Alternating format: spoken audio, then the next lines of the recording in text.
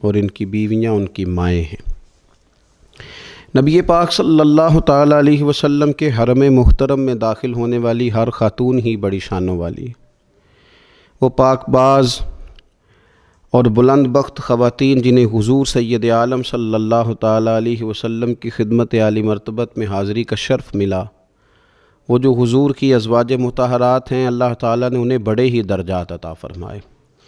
لیکن ان خواتین میں سے سیدہ خدیجۃ الکبریٰ رضی اللہ تعالیٰ عنہا، سیدہ عائشہ صدیقہ رضی اللہ تعالیٰ عنہا انفرادی شان رکھتی ہیں۔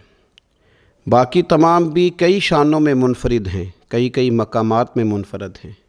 آج ہم بات کرنے جا رہے ہیں سیدہ عائشہ صدیقہ رضی اللہ تعالیٰ عنہ، وہ خاتون جس کو میرے نبی پاک صلی اللہ تعالیٰ علیہ وسلم نے فرمایا، عائشہ تم سے نکاح کرنے سے پہلے حضرت جبریل امین علیہ السلام 3 دن تک ریشمی کپڑے میں تمہاری صورت لپیٹ کے لا کے مجھے دکھاتے رہے، اور عرض کرتے یا رسول اللہ صلی اللہ علیہ وسلم یہ عائشہ دنیا اور آخرت میں آپ کی بیوی ہے۔ نبی پاک سید عالم صلی اللہ تعالیٰ علیہ وسلم نے اس پاک باز خاتون سے فرمایا، عائشہ یہ جبریل کھڑے ہیں اور تمہیں سلام کہہ رہے ہیں۔ حضرت عائشہ صدیقہ رضی اللہ تعالیٰ عنہ کو اللہ تعالیٰ نے بڑی شانیں عطا فرمائیں، اور سب سے بڑی شان یہ تھی کہ وہ رب کے حبیب کی محبوبہ تھی۔ نبی پاک علیہ السلام نے سیدہ فاطمہ الزہراء رضی اللہ تعالیٰ عنہ سے خود فرمایا، کہا فاطمہ تمہارے باپ کو عائشہ سے بڑھ کر کوئی بھی محبوب نہیں۔ حضرت عائشہ صدیقہ رضی اللہ تعالیٰ عنہ کو اللہ تعالیٰ نے انفرادی عظمتوں سے نوازا، انفرادی شانوں سے نوازا۔ ان کو اللہ تعالیٰ نے بے شمار خصوصیات عطا فرمائی۔ حکیم الامت مفتی احمد یار خان صاحب نعیمی رحمۃ اللہ علیہ فرمایا کرتے تھے، سیدہ عائشہ صدیقہ کے فضائل تو ریت کے ذروں سے بھی زیادہ ہیں، بارش کے قطروں سے بھی زیادہ ہیں، ان کے فضائل تو درختوں کے پتوں سے بھی زیادہ ہیں۔ اللہ تبارک و تعالیٰ نے انہیں بڑی عظمتوں سے، شانوں سے نوازا۔ حضرت ابو موسیٰ اشعری رضی اللہ تعالیٰ عنہ فرماتے ہیں کہ نبی پاک علیہ السلام کے اصحاب کو اگر کسی دینی مسئلے میں اشکال ہوتا تھا تو وہ جا کے اپنا مسئلہ سیدہ عائشہ صدیقہ سے حل کروایا کرتے تھے۔ اللہ تعالیٰ نے انہیں اتنا علم عطا فرمایا تھا کہ صحابہ کرام اپنے مسائل جا کے سیدہ عائشہ صدیقہ رضی اللہ تعالیٰ عنہ سے حل کراتے۔ کیوں؟ اس لیے کہ انہوں نے دین مدینے والے رسول سے لیا تھا، انہوں نے ڈائریکٹ حضور سے دین حاصل کیا تھا، فیض یاب ہوئیں۔ حضور سے جو کچھ انہوں نے حاصل کیا انہوں نے امت میں تقسیم کیا ہزاروں کی تعداد میں۔ حضرت عائشہ صدیقہ رضی اللہ تعالیٰ عنہ کی مرویات ہمارے سامنے موجود ہیں۔ حضرت حکیم الامت مفتی احمد یار خان صاحب رحمۃ اللہ علیہ فرماتے ہیں کہ از آدم تا ای دم یعنی جناب آدم علیہ السلام سے لے کر آج تک کائنات میں حضرت عائشہ صدیقہ رضی اللہ تعالیٰ عنہ سے بڑی عالمہ فاضلہ خاتون کوئی نہیں ہوئی۔ انفرادی علم اللہ تعالیٰ نے انہیں عطا فرمایا، لوگ ان سے مسائل پوچھتے، لوگ ان سے بات کرتے، پھر علم تھا، اور علم کے ساتھ اللہ تعالیٰ نے انہیں تقوی کی توفیق عطا فرمائی تھی۔ صحبت مصطفیٰ کریم علیہ السلام کی برکت سے ان کے اندر اللہ تعالیٰ نے وہ خوبیاں جو تعلیم امت کے لیے، اور ہماری اس ماں کی وہ شانیں جن پر ان کی اولاد عمل کرے تو وہ اللہ کے قریب چلی جائے۔ حضرت عروہ بن زبیر رضی اللہ تعالیٰ عنہ فرماتے ہیں کہ یہ عجیب سخی خاتون تھی، 70,000 دینار میں نے ان کے ہاتھ میں دیکھے، سارے انہوں نے اللہ کے رستے میں خیرات کر دیے، لیکن جب میں نے ان کے اپنے کپڑے دیکھے تو ان کو پیوند لگے ہوئے تھے۔ 70,000 دینار خیرات کر رہی، اپنے کپڑوں کو پیوند لگے ہوئے۔ 1,00,000 دینار ان کے پاس تھا۔ ان کی خادمہ کہتی ہیں سارا ہی سیدہ عائشہ صدیقہ نے خیرات کر دیا۔ میں نے کہا اماں جی کو 1 دینار رکھ لیتی ہیں، آپ کا روزہ تھا، میں کچھ کھانا لے آتی آپ کھا لیتی۔ تو فرمانے لگیں کہ پہلے یاد کراتی تو شاید میں رکھ لیتی، تو سب بانٹ دیا اللہ کے رستے میں۔ حضرت عائشہ صدیقہ نے یہ اثار حضور سے سیکھا، امت کو سکھایا۔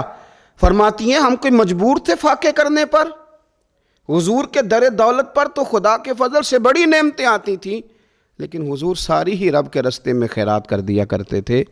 ان کے اندر پھر اتنا ایثار کا جذبہ پیدا ہوا، اتنا انہوں نے ساری زندگی اتنی خیرات کی، اتنا ایثار کیا کہ گنبد خضرا کا وہ حجرہ نور جس میں حضور علیہ السلام کا وہ نورانی مزار ہے جس پر 70,000 فرشتے صبح درود و سلام پڑھتے ہیں، 70,000 شام کو پڑھتے ہیں، وہ حضرت عائشہ صدیقہ کی ملکیت تھا۔